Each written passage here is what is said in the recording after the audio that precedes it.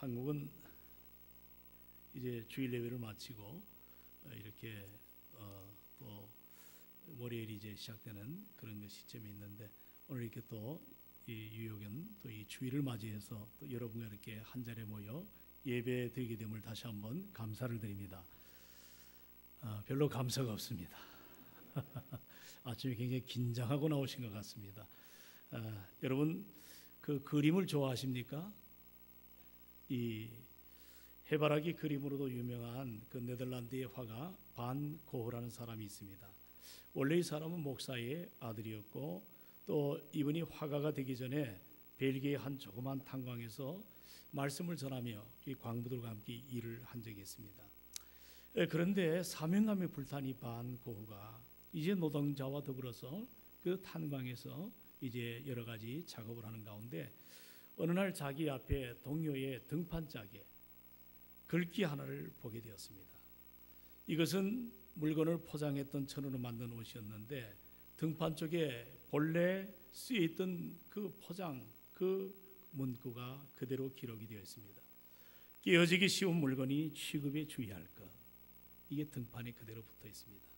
여느 때 같으면 지나칠 수도 있었지만, 그것을 보는 순간에 이 반고는 갑자기 감전이라도 된 듯한 그런 깊은 충격에 쌓이게 됩니다. 그리고 자기 고백이 일어난 거죠. 그렇다. 정말 우리 인간들 깨어지기 쉬운 참 존재구나.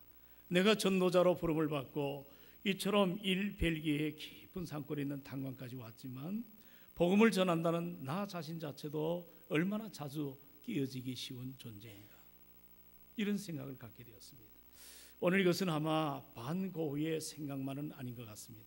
오늘 옆에 분들과 이 아침에 좀 함께 인사를 나누길 바랍니다. 뭐라고 인사하냐면, 참 깨어지기 쉬운 존재가 옆에 계시군요 하고 여러분들 좀 인사를 좀 하시기 바랍니다.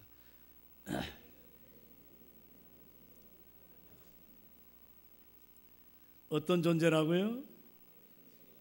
누가? 여러분도 그렇고 옆에 분도 정말 강한 것 같지만 정말 깨어지기 쉬운 존재입니다. 우리 사람은 겉모양만 봐가지고는 그 삶을 다 알 수가 없는 그런 존재입니다. 아무리 좋은 조건을 가졌고 남보다 행복할 것이다 이처럼 생각하는 사람 역시 그 속에 어떤 슬픔이 담겨 있는지, 또 가슴 깊은 곳에 어떤 아픔의 눈물이 흐르고 있는지를 우리는 사람들의 그 겉모습만 봐가지고는 도저히 알 수가 없습니다. 누구나 다 안문은 굳게 닫고 오시죠. 오늘 우리 뉴욕 중북의 2부 예배 나오신 여러분도 보면 제가 볼 때 정말 괜찮은 분이 있는 것 같습니다. 그러나 어떻게 보면 그것은 앞모습뿐이지, 그 삶의 옆문이나 뒷문으로 들어가 보면 어느 가정, 어느 개인 할 것 없이 모두가 예외 없이 깊은 탄식과 자기 연약함과 또한 자기 죄의 상처와 자기만이 안고 있는 그런 삶의 특별한 상황 때문에 견딜 수 없는 그런 목마름을 우리가 가지고 살아갑니다. 제가 몇 해 전에 안식년을 맞아서 이제 미국 쪽으로 들어간 적이 있습니다. 저 북쪽에 몬타나라고 하는 정말 너무너무 경치가 아름다운, 거기에 가게 된 동기는 그 유진 피터스가 거기에 머물러서 그렇게 살아가는, 그래서 그분을 좀 뵙고 책에서만 늘 뵙던 분이기 때문에 전 그분을 뵙고 싶어서 또 거기에 조그만 컨퍼런스가 열렸기 때문에 그것에 무작정 달려갔습니다.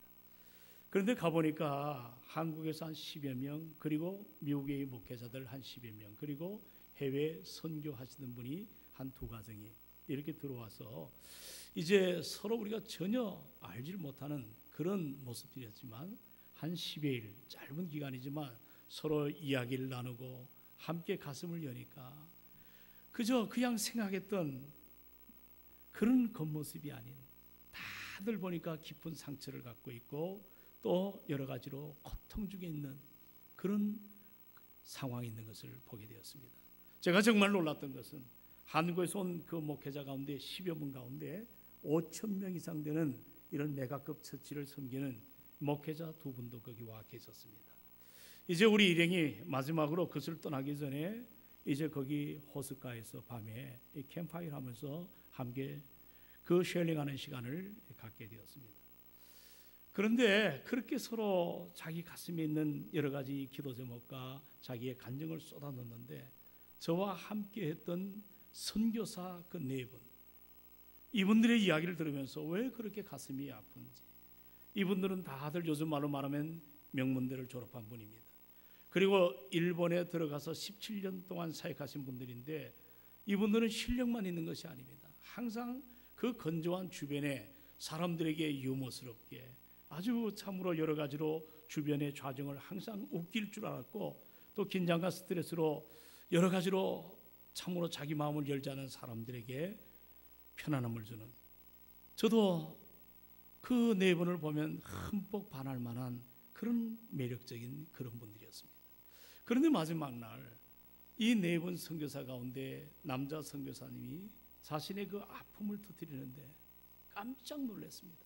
얼마나 커다란 충격을 받았는지. 그리고 그 이야기를 끝난 다음에 우리 그 일행들이 한참이나 울었었습니다. 이 점잖은 일본에서 전문적인 사역하던 선교사님이 자기가 이 몬타나 와가지고 호숫가에서 아침마다 소리쳐서 외쳤던 것이 하나 있다는 거예요. 그게 뭐냐면 내가 하나님에 대하여 분노가 있다. 하나님에 대한 이 분노. 그 이야기를 들을 때 얼마나 충격을 받았는지. 그 분노의 내용은 자신이 17년 동안 정직하게 주님을 위해서 문화가 다르고 언어가 다른 그 영적인 불모지인 일본 땅에 들어와서 복음을 전하고 자신의 청춘을 다 바쳤는데 어느 날 이 가정에 먹구름이 일어난 것입니다. 남매가 있었는데 둘째 아이가 현지 아이들에게 매를 맞았습니다.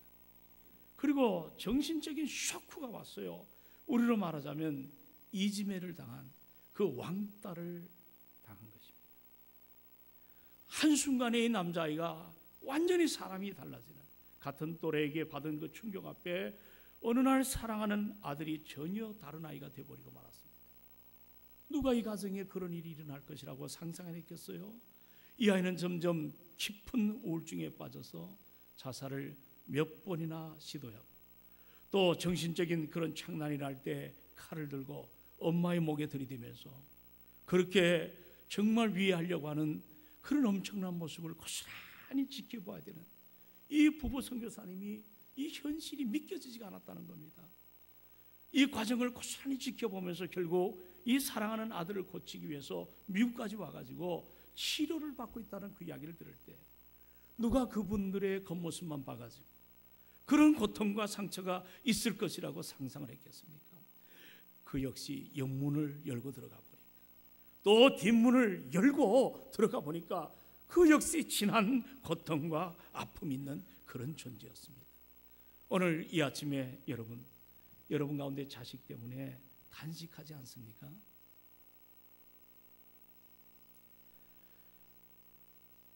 결혼 생활 때문에 오는 부부간의 상처는 있지 않습니까? 사랑했던 여인에게 당한 상처가 터져가지고 그 상처 때문에 아파하는 분, 또 여러 가지로 질병의 무게가 점점 무겁게 나를 누를 때 그 고통으로 인하여 하루하루 두려움의 그런 모습으로 여러분 눈물을 흘리지 않습니까?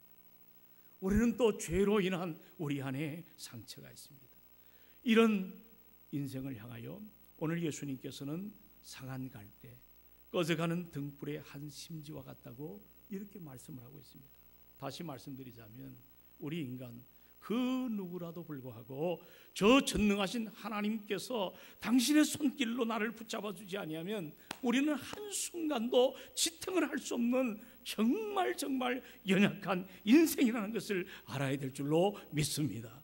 여러분도 그렇고 저도 그렇습니다. 다 괜찮은 모습으로 이와 같이 앉아 계시지만 조금만 들여다보면 다 상처가 있잖아요. 질그릇 같은 우리 안에 연약함이 있습니다. 오늘 본문에서는 이와 같은 우리들을 향하여 오늘 이사야서 42장 3절에 보면 뭐라고 말씀하죠? 우리 한번 다 같이 우리 42장 3절을 같이 한번 말씀을 받들어 봅니다. 자, 우리 3절 같이 봅니다. 시작. 상한 갈대를 꺾지 아니하며 진실로 정의를 시행할 것이며. 다시 한 번만 이 말씀을 여러분이 성령의 그 감동 안에 잘 말씀을 좀 받들어 보시기 바랍니다. 3절 시작.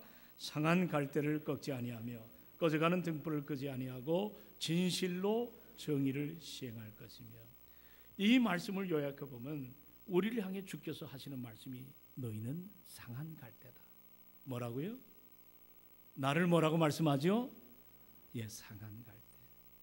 그리고 또 하나는 꺼져가는 등불이라고 말씀합니다. 여러분, 상한 갈대란 말을 잘 이해를 하셔야 됩니다. 여러분은 갈대하면 제일 먼저 떠오르는 이미지가 뭡니까? 우리 교우들에게 물어보니까 여자는 바람에 흔들리는, 이 중국교는 현대화가 돼가지고 그 옛날 우리의 정서를 잘 모르는 것 같은데 제가 참 잘 왔습니다. 여러분, 우리는 대부분 그런 얘기를 합니다. 여자는 바람에 흔들리는 갈대와 같다. 아시죠? 여자는 바람에 흔들리는 날리는 갈대와 같다. 근데 저는 갈대 하면 제일 먼저 떠오르는 것이 낙동강 하구에 있는 을숙도 갈대가 떠오릅니다. 여러분, 을숙도 혹시 가보신 분이 있는지 모르겠지만 이 을숙도는 세계적으로 유명한 철새 도래지가 됩니다. 이 갈대숲이 얼마나 유명한지 모릅니다. 제가 군생활 3년 동안 이 부산에서 군생활을 보내게 되었는데 그 서면에서 버스를 타고 한 20분간 가면 하단이라는 곳이 나옵니다. 그곳에 큰 삼각주가 형성이 되어 있는데 바로 이곳에 을숙도라고 하는 아름다운 섬이 있습니다. 가끔 이제 군생활할 때 외박을 나와서 버스를 타고 가면 그 을숙도의 정갈한 그 고운 이 황혼을 볼 수가 있습니다. 하단에는 에덴공원이 있고 그 공원 안에 근사한 클래식 찻집이 있습니다. 그 찻집 창가에 앉으면 붉게 물들어가는 그 황혼에 그 짙어가는 하늘 아래 이제 자기의 밤 잠자리를 찾기 위해서 갈대 숲 위를 조용히 날고 있는 수천 종의 새들을 바라볼 수가 있습니다. 그리고 귀를 조금만 더 기울여 보면 그 갈대가 바람에 나부끼는 서로 그 부딪히는 기분 좋은 소리를 들을 수가 있습니다. 저는 그 아름다운 풍광을 지금도 잊을 수가 없습니다. 제가 많은 곳은 안 다녀봤지만 세계 여러 곳을 다니면서 좋은 경치들을 봤어요. 근데 그 어느 것도 이 을숙도의 갈대숲만큼 아름답지가 않습니다. 제게 갈대 이미지는 바로 그런 황홀함을 제가 갖고 있거든요.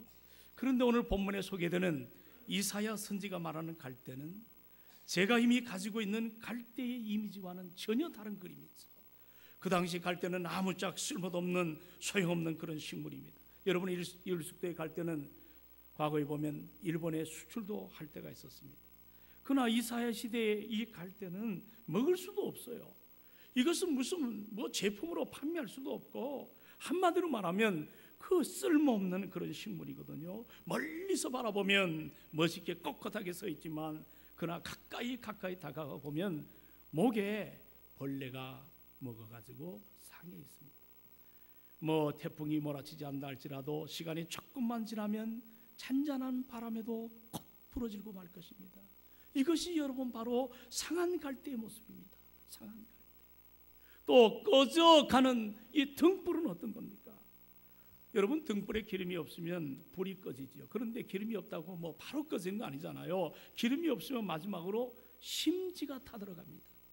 한번 생각해 보십시오. 등불, 방안을 밝게 비추기 위해서 걸어둔 것인데 빛을 내는 것이 아니라 심지가 타들어가면서 연기가 온 방안에 뿌옇게 깔리고 냄새가 눈을 얼마나 아프게 만드는지 모릅니다. 바로 이것이 여러분 꺼져가는 등불입니다. 오늘 성경은 이와 같은 것을 우리의 모습이라고 말씀을 하시는 것입니다. 그렇다면 여기에 무슨 소망이 있고 여기에 무슨 미래가 있겠어요? 이와 같은 인생의 한복판에 다가오신 예수님은 3절에 보시면 한번 따라할까요? 상한 갈대를 꺾지 아니하고. 자, 상한 갈대를 어떻게 하신다고요? 우리 예수님 꺾지 아니하시고 꺼져가는 그 등불마저도 꺼트리기를 원치 아니하며 진리로 정의를 베푸신다고 주께서 말씀하십니다. 여러분, 상한 갈대를 꺾지 않는 그 주님, 꺼져가는 그 등불마저 꺼뜨리지 않는 그 주께서는 오늘 우리의 눈물을 아시고 우리의 탄식을 아시는 분임을 믿으시기 바랍니다. 그리고 나의 후회도 아시는 분이에요. 나의 허물도 그분은 다 알고 계십니다. 그렇기 때문에 아들을 죽여서까지 우리를 구원하셨던 그 하나님, 독생자 아들의 부르짖음을 외면하면서 죄인된 나를 용서하시고 사랑하시고 나를 있는 그 모습 그대로 받아주신 그 주의 사랑 때문에 오늘 이처럼 우리가 하나님의 은혜 앞에 나와 신령한 예배, 진정한 예배를 섬길 수 있음을 믿으시기 바랍니다. 여러분 다 고향이 있지 않습니까? 저도 부산에서 출생을 해서 이제 아버지가 사업이 어려워서 서울로 이사 왔는데 저는 말만 서울로 생각했는데 막상 저희가 이사 간 곳은 저 미아리 달동네. 혹시 여러분 가운데 미아리에서 사신 분이 계시나요? 이 정말 가난한 달동네입니다. 그런데 이곳에는 똥을 그 당시 우리 주변에 보면 학교를 파고 이제 밖에 친구들끼리 서로 오락을 할 것이 없잖아요. 이 산 저 산 야산을 뛰어노는데 똥밭이 유난히 많았습니다. 똥밭. 주로 뛰어다니는 것이 많이 하던 시절이기 때문에 문제는 이렇게 뛰다 보면 이 똥밭, 이 똥통에 빠질 때가 있거든요. 잎사귀로 가려놓고 덮어놨기 때문에 막 급한 나머지 달리다 보면 욱 하면 그냥 똥밭에 푹 빠질 때가 있단 말이에요. 제가 성장할 때만 해도 위아래는 공동묘지가 있습니다. 그리고 그 안에 조금 들어가면 화장터가 있는 그런 동네에 살았는데 그 야산에 그렇게 똥밭이 많았는데 한 번은 우리 동네에 별명도 아주 재밌어요. 옛날에는 오줌통이라고 하는 그 친구가 하나 있었는데 이 녀석이 다방구를 하다가 그냥 내치다가 똥통에 푹 빠진 것입니다. 이 가슴까지 조금 하니까 가슴까지 푹 들어갔어요. 어릴 때 우리는 그것을 지켜보고 발만 덩덩덩덩 구르면서 안절부절하고 있는데 저 밑에 샘터에 그날 그 오줌통의 어머님이 빨래를 하고 오셨습니다. 저 위에서 막 소리가 나고 하는 거 보니까 이 어머니가 몸집이 제법이십니다. 아주 뚱뚱한 양반인데 정말 어느 시의 한 구절처럼 세모시 옥색 치마, 그 나빌레는 사뿐사뿐 올라가면서 그 뚱뚱한 아줌마, 그리고 똥밭에 그 똥통에 푹 들어가더니 자기 아들의 등을 이 멱살이 이게 뒷등 덜미를 훅 잡으면서 아들을 옆에 끌어안고 얼마나 잽싸게 내려가는지, 그리고 내려가서 그 똥 묻은 똥에 완전히 빠지는 자식을 막 두드려 패면서 말입니다. 이 녀석아 울면서 씻기는데 그 아주머니 모습 속에는 똥 냄새가 문제가 아닙니다. 역겨움이 문제가 아니더라고요. 지금 그 어머니의 눈에는 다만 사랑하는 자기 자식이 이 똥독에 오를까봐 부벼가면서 끌어안으면서 철커덕 때리면서 울고 계시더라고요. 제가 목사가 되었습니다. 은혜를 받고 나니까 그 상황이 실감이 납니다. 여러분, 우리 주님 어떠십니까? 이 더럽고 추악한 냄새가 나는 세상 한복판에 당신의 그 하늘 영광 보좌를 내려놓으시고 죄악으로 물들고 오염된 나 하나를 건져내기 위하여 낮은 자의 모습으로 이 땅에 그냥 뛰어내리신 것입니다. 그리고 자격을 따지지 않지 않습니까? 무슨 조건도 있는 것도 아닙니다. 그냥 달려나와가지고 십자가에서 나의 더럽고 역겨운 냄새로 진동하는 그 내 죄, 그것을 주께서 그대로 끌어안으시고 희생제물로 나를 위해서 대신 죽으신 것입니다. 내 있는 모습 그대로를 다 받아주신 것입니다. 여러분, 내가 도대체 누굽니까? 그만한 보상을 받을 만한 자격 있는 사람인가요? 여러분, 내가 누구예요? 도대체 한만 생각해도, 내가 나를 생각해도 믿음지 못하고, 내가 나를 바라봐도 늘 불안하기 짝이 없는 내가 도대체 누구길래 그렇게 엄청난 희생의 값을 치르시고 나 대신 십자가 달려 죽으셨냔 말이죠. 탕자였던 어거스틴이 어느 날 이 사실을 깨달았습니다. 그는 자신이 썼던 글 가운데 한 토막의 글을 우리에게 남겨놓습니다. 만약에 이 지구촌에 단 한 명 사람이 있는데 그것이 나라고 할지라도 우리 하나님은 나를 구원하기 위해서 독생자를 그렇게 십자가에 달려 죽게 하셨을 것이다. 오늘 여러분, 그렇다면 우리가 이 시간에 꼭 기억해야 될 것이 하나 있습니다. 우리가 이 땅에 몸며 사는 동안에 다 우리가 장밋빛 같은, 그리고 에드발론이 깔려있는 그런 아름다운 길을 걷는 인생의 축배를 들며 사는 그런 모습은 아닐 것 같습니다. 우리가 때로 살다 보면 우리도 환난을 당할 때가 있습니다. 육체적으로, 경제적으로, 가정적으로 얼마든지 우리가 어려움을 당할 수 있잖아요.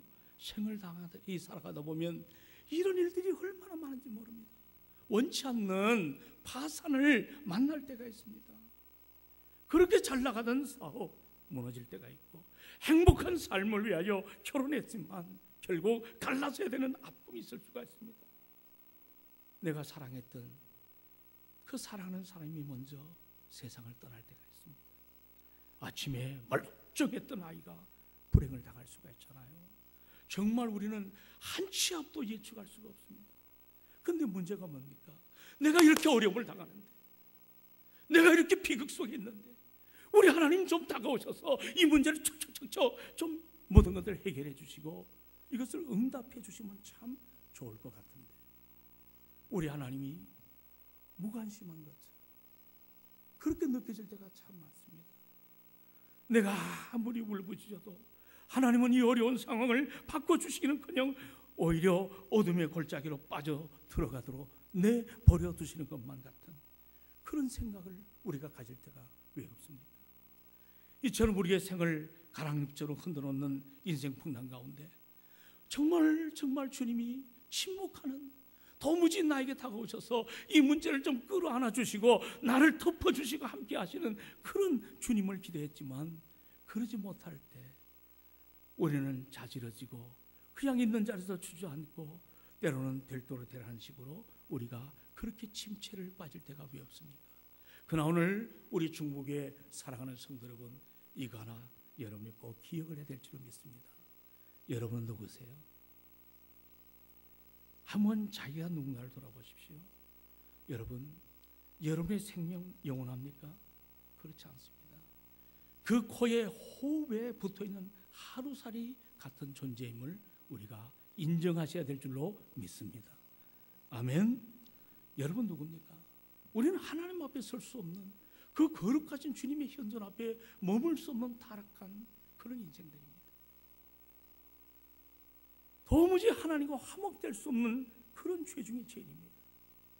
이런 우리를 하나님께서 사랑하셔서 예수 그리스도를 보내주셨습니다. 내가 담당해야 될 그 죄의 대가 우리 예수님이 친히 담당해 주시고 친히 십자가에서 대신 죽으셨습니다. 그 위에서 보혈의 피를 터뜨려 주셔서 여러분과 저의 죄를 말끔하게 씻겨주심을 믿으시길 바랍니다. 그리고 그뿐만이 아니잖아요. 우리로 하여금 하나님을 이제는 아바, 아버지라고, 우리 한번 따라합니다. 아바, 아버지, 그렇게 부르시도록 그 문을 열어놓으셨습니다. 그리고 영원한 멸류관의 주인공으로 나를 삼기 위해서 영생을 우리에게 선물로 주심을 믿으시기 바랍니다. 그렇다면 아들을 내어주기까지 사랑하신 그분께서 아들과 더불어 우리에게 좋은 은사를 선물로 주시지 않겠느냐? 이 약속을 여러분이 잊지 않기를 주의 이름으로 부탁합니다. 지금은 응답이 없는 것 같고, 지금은 내가 그렇게 외치고 소리를 불러도 주님께서 침묵하시는 것 같지만, 여러분, 그것은 과정입니다. 하나님의 생각과 내 생각이 다르다는 것을 알아야 될 줄로 믿습니다. 여러분, 주님은 내가 나를 아는 것보다도 더 잘하시는 주님이심을 믿으시기 바랍니다. 여러분, 우리 인체 안에 있는 머리털 하나도 우리는 실 수가 없습니다. 그러나 그분께서는 내 머리털 하나까지도 다 세시는 주님이십니다. 그리고 나의 조그만 음성, 그 작은 음성마저, 그 신음마저도 응답하기를 원하시는 그 주님이심을 우리가 알아야 될 줄로 믿습니다. 그러므로 지금 나는 이해할 수 없고, 지금 나는 힘들어도, 심지어 그 경건한 선교사가 외마디 비명을 지르는 하나님에 대한 분노가 일어났다, 그런 감정을 수반한다 할지라도 우리 하나님은 그것을 받아내십니다. 그분의 때가 있더라고요. 그분의 시간이 있더라고요. 근데 자꾸 인생을 내 시간에 맞추려고 노력하고 내 접근 방식으로 내 경험을 가지고 내 문제를 해결하려고 해보니까 우리가 자꾸 트러블이 생기고 답답함이 생기지 않습니까? 우리는 이럴 때 우리 신앙인들은 신앙의 공식이 하나 있습니다. 이 두 가지를 여러분이 잊지 않기를 주의 이름으로 부탁합니다. 하나는 뭐냐면 히브리서 4장 15절의 말씀이에요. 여러분에게 말씀을 일러드리면 우리는 긍휼하심을 받고 때를 따라 돕는 은혜를 얻기 위하여 은혜의 보좌 앞에 담대히 나갈지니라. 할렐루야. 첫째는 뭐예요? 은혜의 보좌 앞에 어떻게 해요? 담대히 나가야 될 줄로 믿습니다. 기도의 삶이죠. 구약 때는 어떻게 그 보좌는 어미로운 보좌입니다. 아무나 갈 수가 없습니다. 1년에 대세상에 한번 속죄일 날 그 보좌에 그것도 두려움을 가지고 들어갔던, 그러나 이제는 예수님께서 십자가 달려 죽으심으로 그 휘장이 위에서부터 아래로 찢어짐으로 누구든지 예수님의 이름으로 하나님의 은혜의 보좌 앞에 나갈 수 있는 길이 열려 있음을 믿으시기 바랍니다.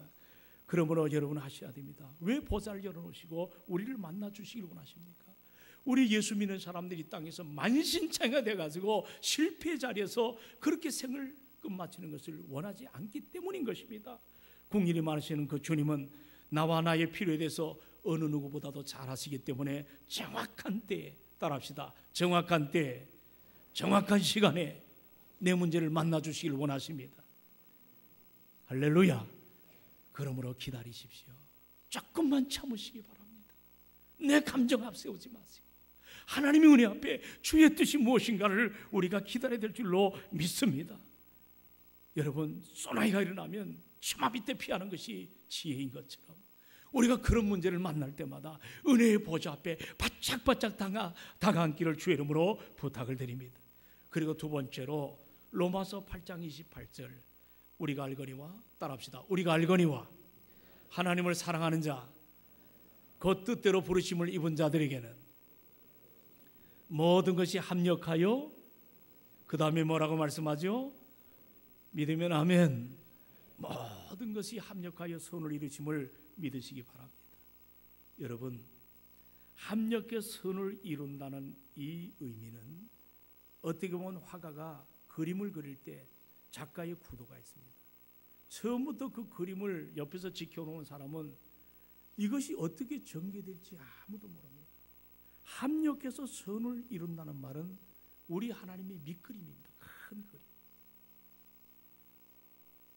지금 어떻게 그림을 그려갈지 우리는 몰라요. 이 그림이 완성될 때까지는 시간이 많이 걸릴 수도 있죠. 우리는 기도해도 왜 하나님 내게 응답이 없습니까? 어떤 때는 하나님이 향한 원망이 계시고 영적인 우리가 침체를 가질 때가 있을 것입니다. 그러나 여러분 하시기 바랍니다.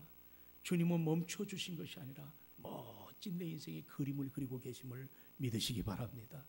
지금 내가 어느 꼭지점에 와 있는지 우리는 자신도 모릅니다. 그러나 그분 앞에 맡겨야 됩니다. 합력해 선을 이루시는 주님, 우리는 그분에 대한 신뢰감에 대한 확신이 없다면 우리가 감당하기 힘든 자리에서 그냥 털퍼덕 주저앉을 수밖에 없는 인생들입니다. 그러다 보면 자신도 모르게 문제를 만날 때 믿음이 자꾸 깔아앉기만 하고 문제에 덫에 걸려가지고 그 다음부터 우리의 삶이 방황하게 됩니다. 여러분, 우리 신앙의 삶 가운데 방황이 얼마나 무서운지 압니까?